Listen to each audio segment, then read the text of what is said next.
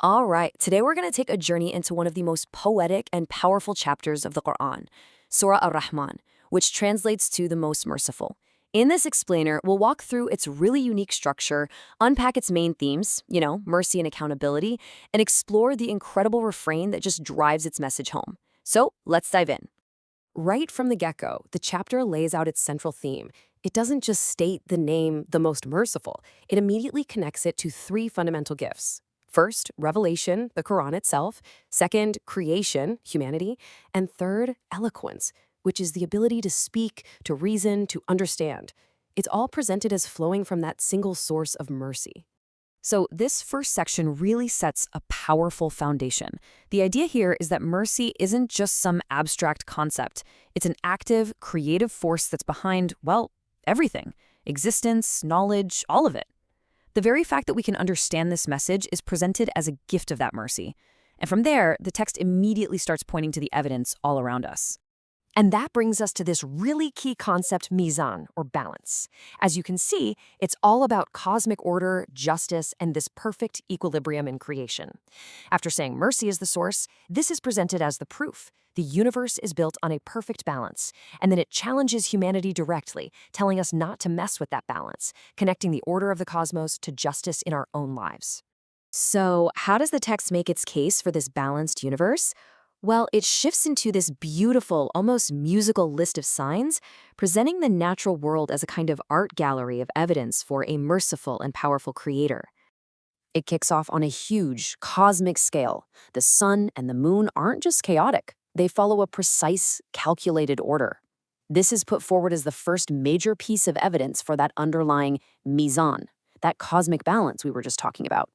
I think this part is just brilliant. It gives a sense of purpose and agency to everything in creation. It's saying that both the faraway stars and the trees right here on Earth are in a state of submission or prostration to this divine system. They're all part of the same grand order. And the rhythm keeps building, painting a picture of a world that was intentionally designed and prepared for us. The heaven is raised up high, and the earth is spread out, almost like a carpet, ready for all the creatures that live on it. After painting that massive cosmic picture, the focus zooms right in to the very tangible gifts that the earth provides.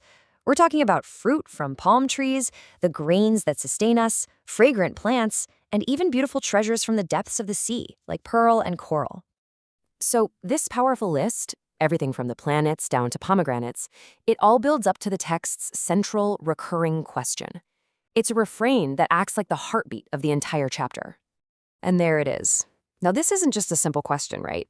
It's a direct challenge.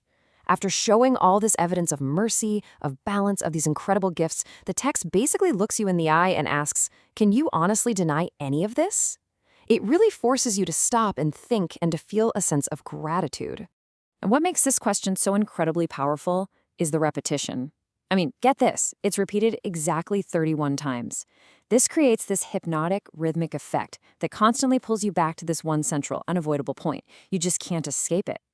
Okay, so just as you're settling into this rhythm of gratitude, the tone of the chapter takes a sharp turn. After laying out all the reasons to be thankful, it pivots to describe what happens if you're not. What happens if you deny these favors? It presents a very stark vision of final accountability. The crucial point here is the contrast between what's temporary and what's eternal. Everything on earth, all those bounties we just listed, they're all going to pass away. The text really emphasizes that only the divine presence is permanent, which frames the coming day of reckoning as this absolute certainty. And the way this day is described, it's incredibly intense and vivid. It talks about the sky literally splitting open and changing color, about an inescapable fire, and about people being identified by their past deeds and physically seized. The imagery is meant to convey a sense of absolute chaos and unavoidable justice. But then, just as powerfully as it describes the judgment, the text presents the alternative. It creates this huge contrast by going into detail about the reward for those who are conscious of their Lord and grateful for all those favors they were shown. This side-by-side comparison really makes the two paths crystal clear. On one side, you've got hell, which is defined by things like scalding water, and on the other, you have the gardens, defined by flowing springs. It's laying out two very different outcomes, and it all hinges on how one answers that great question. The description of paradise here is just full of rich sensory details. it's painted as a place of sheer abundance, peace, and beauty.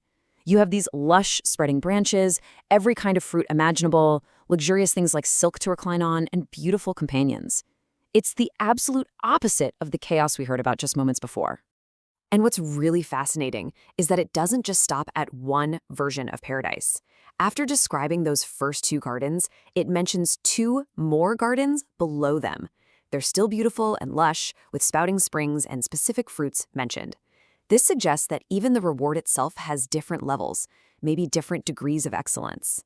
And the whole chapter, all 78 verses, builds to this one final, profound question. It's like the moral and philosophical summary of everything that came before. And it leaves us with this beautiful idea about the inherent justice of the system it just described. In the end, goodness is simply its own reward. What you put out is what you get back.